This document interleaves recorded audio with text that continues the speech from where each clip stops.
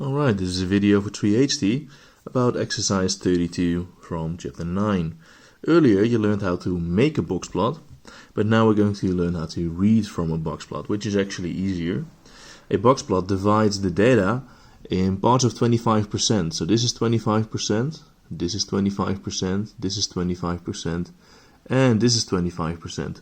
So the size of one of these things doesn't decide how many, in this case, students there are in that part. Now it says something about how spread out those students are. There are 160 second-year students at the Archimedes College, so that means that every part means 40 students. This is the result of a test. So you see that the lowest amount someone scored is 6 points, so they all scored more than 6 points. Here we have 16, so that means that 25%, so 40 students scored between 6 and 16 points. That's how you read from a box plot. The first question is calculate the inner quartile range. The inner quartile range was the difference between Q1 and Q3.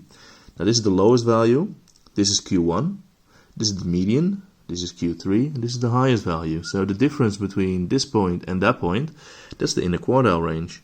Now this is 16, this is 28, so the difference of that is 12. So the interquartile range is 12.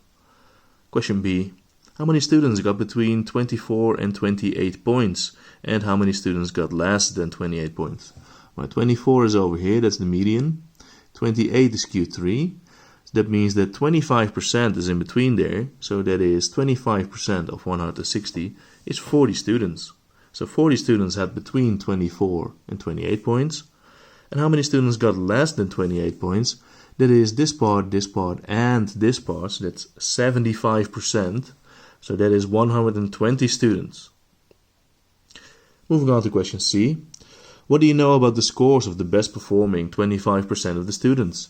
Well, the best performing 25% of the students are over here. They scored at least 28 points. Right? So and a maximum of 38. So you can say they scored between 28 and 38 points. That's what we know about them. Then question D.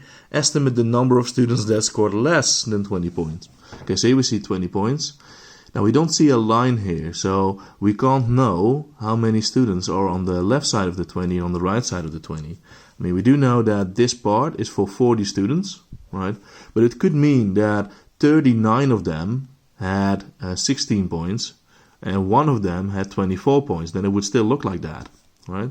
So we don't know all the individual values, so we're going to estimate it. So it's just a guess, really. We can see that 20 is in the middle of this part, so we'll just say that there are 20 students that had less than 20 and 20 students that had more than 20 points.